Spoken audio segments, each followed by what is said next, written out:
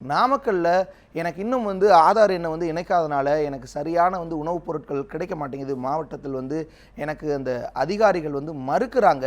என்னுடைய அரிசியோ அல்லது சர்க்கரையோ கொடுப்பதற்கு மறுக்கிறாங்க. இதனால் ஏழ்மை நிலையில் இருக்கக்கூடிய நாங்கள் எப்படி உணவு தேவையை போக்கிக்கிறது அப்படிங்கிற ஒரு மிகப்பெரிய கேள்வி எழுப்பியிருக்காங்க. நாமக்கல்ல இருக்கக்கூடிய அந்த பிரச்சனையை விளக்குது இந்த தொகுப்பு.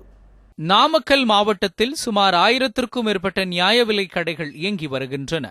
இந்த நிலையில் ரேஷன் கார்டுகளில் ஆதார் எண்ணை இணைக்காதவர்களுக்கு பொருட்கள் வழங்கப்படாது என மாவட்ட நிர்வாகம் மறைமுகமாக தெரிவித்துள்ளதாக கூறப்படுகிறது. இந்த அறிவிப்புகளை தொடர்ந்து ரேஷன் கார்டுகளில் ஆதார் எண்ணை இணைக்காதவர்களுக்கு ரேஷன் பொருட்கள் வழங்கப்படுவதில்லை என குற்றச்சாட்டு எழுந்துள்ளது. இதனால் தாங்கள் மிகவும் சிரமத்திற்கு ஆளாக்கப்படுவதாக பொதுமக்கள் வேதனை தெரிவித்துள்ளனர். ரேஷன் கார்டில் இப்போ 4 பேர் இருக்கிறாங்க. ஒரே ஒருத்தர் பதிவு பண்ணியிருக்கிறாங்க அப்படின்னாக்கா வெறும் அரிசி மட்டும் வாங்கிக்கோங்க, எண்ணெய் இல்லை, பருப்பு இல்லை, சர்க்கரை இல்லை அப்படிங்கிற மாதிரி சொல்கிறாங்க. அதுவும் 1 மாதம் தாங்க. அடுத்த மாதம் போனாக்கா என்ன பண்ணிடுறாங்கனாக்கா பொருளே இல்லைன்றாங்க. மீறி ஏதாவது தெரியாமல் பில்லு போட்டால் கார்டை பிடிங்கி வச்சுக்கிறாங்க.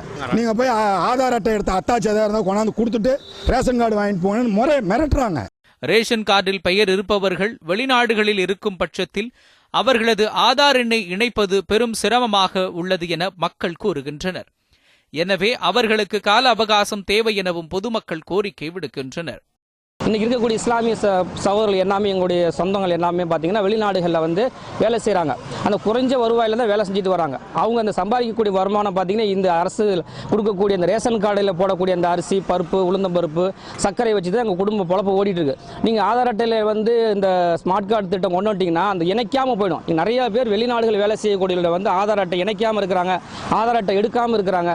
அந்த குடும்பம் நீங்கள் என்ன பண்ணாங்க, அந்த குடும்பம்லாம் ரொம்ப சிரமத்துக்கு ஆளாயிடும். அதை நீங்கள் கொஞ்சம் டைம் கொடுத்து கொஞ்சம் தள்ளி போட்டு வச்சிங்கனாக்கா அவங்களும் வந்ததுக்கப்புறம் அவருடைய பெயரும் பதிவு செஞ்சு ஆதார் அட்டையில் பதிவு செஞ்சு ஸ்மார்ட் கார்டில் ஏற்றுனாக்கா அவங்க குடும்பமும் பயன்பெறும். இல்லைனாக்கா அவங்களுக்கு என்னன்னாக்கா மறுபடியும் இந்த ஸ்மார்ட் கார்டு இல்லாமல் சிரமத்துக்கு ஆளாயிடுவாங்க. அதாவது ஆதார் எண் பதிவுப்படாத ஒரு குடும்ப அட்டைகளுக்கு பொருள் வழங்கப்பட மாட்டாதுங்கிற மாதிரி தகவல் சொல்கிறாங்க.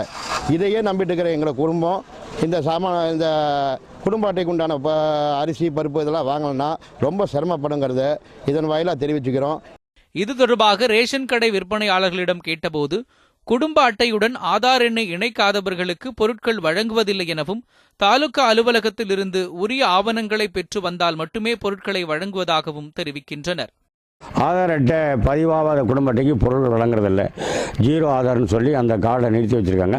மறுபடியும் அவங்க அந்த ஆதார் அட்டையை கொண்டு போய் தாலுக்காவில் தாசில்தார்கிட்ட கொடுத்தா அதை அவங்க ஸ்கேனில் ஏற்றி அந்த அட்டையை பதிவு பண்ணி மீண்டும் பொருள் வழங்குறாங்க. நாட்டில் மிகவும் ஏழ்மை நிலையில் உள்ளவர்களுக்கு உணவுப் பொருட்கள் தங்கு தடையின்றி கிடைக்கவே ரேஷன் கடைகள் கொண்டு வரப்பட்டன. ஆனால் புதிய நடைமுறையால் அவை தடுக்கப்படும் என்றால் ஏழை மக்களின் வாழ்வாதாரம் இன்னலுக்குத்தான் செல்லும் என்பதில் ஐயமில்லை. எனவே மத்திய மாநில அரசுகள் ஏழைகளின் நலனில் உரிய கவனம் கொண்டு செயல்பட வேண்டும் என்பதே அனைவரின் கோரிக்கையாக உள்ளது. நியூஸ் 7 தமிழ் செய்திகளுக்காக நாமக்கல்லில் இருந்து ஸ்ரீதர்.